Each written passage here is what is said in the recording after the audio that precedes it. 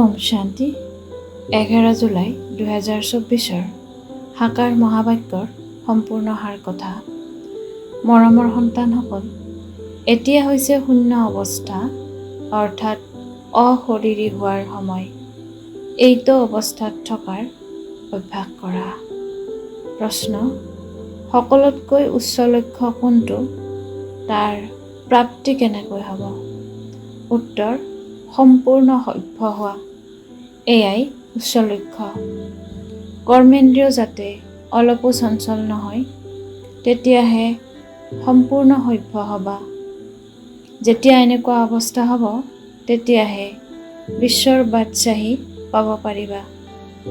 গায়নো আছে, আৰোহণ কৰিলে স্বৰ্গৰ সোৱাদ পাব, অৰ্থাৎ ৰজাৰো ৰজা হ'ব, নহ'লে প্ৰজা। এতিয়া পৰীক্ষা কৰা যে মোৰ বৃত্তি কেনেকুৱা। কোনো ধৰণৰ ভুলটো নহয়। ধাৰণাৰ বাবে মুখ্য সাৰ: 1. নিজৰ বৃত্তিক চম্ভালিবৰ বাবে খোজে প্ৰতি পৰীক্ষা কৰিব লাগে যে আজি মোৰ অৰ্থাৎ আত্মাৰ বৃত্তি কেনেকুৱা আছিল। চকু সভ্য হৈ থাকিলনে? দেহ অভিমানৰ বশীভূত হোৱাৰ বাবে কি পাপ হ'ল? 2. বুদ্ধিত অবিনাশী জ্ঞান ধন ধাৰণ কৰি আকৌ দান কৰিব লাগে।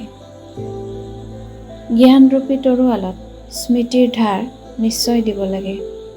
বৰদান: সত্যতাৰ কৰ্তৃত্ব ধাৰণ কৰি সকলোকে আকৰ্ষিত কৰোঁতা নিৰ্ভীক আৰু বিজয়ী হোৱা। তোমালোক সন্তানসকল হৈছা সত্যতাৰ শক্তিশালী শ্ৰেষ্ঠ আত্মা। সত্য জ্ঞান, সত্য পিতা, সত্য প্ৰাপ্তি, সত্য স্মৃতি, সত্য গুণ, সত্য শক্তি সকলো প্ৰাপ্ত হৈছে। ইমান ডাঙৰ কৰ্তৃত্বৰ নিচা থাকিলে সেই সত্যতাৰ কৰ্তৃত্বই সকলো আত্মাক আকৰ্ষিত কৰি থাকিব। অসত্য খণ্ডতো এনেকুৱা সত্যতাৰ শক্তিধাৰীসকল বিজয়ী হয়। সত্যতাৰ প্ৰাপ্তি হৈছে আনন্দ আৰু নিৰ্ভয়তা। সত্যবাদীসকল নিৰ্ভীক হ'ব।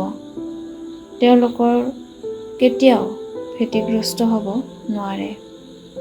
শ্লোগান: বায়ুমণ্ডল পৰিৱৰ্তন কৰাৰ সাধন হৈছে ইতিবাচক সংকল্প আৰু শক্তিশালী বৃত্তি। পৰোপকাৰৰ ভাৱনাৰে সম্পন্ন হৈ অপকাৰীৰো উপকাৰ কৰিবলৈ আজিৰ অব্যক্ত সংকেত। যেনেকৈ পিতাৰ মহিমাত বিশেষ দয়াশীলতাৰ গুণ গায়ন কৰা হয়, দেশতেই হওক বা বিদেশতেই হওক, পিতাৰ আগলৈ গ'লে তেতিয়া দয়াময়, কৰুণাময় বুলি ক'ব। তেনেকৈ তোমালোকো মাষ্টৰ দয়াশীল হোৱা। এনেকুৱা দয়াশীল হৈ সকলোৰে উপকাৰ কৰা। ওম শান্তি।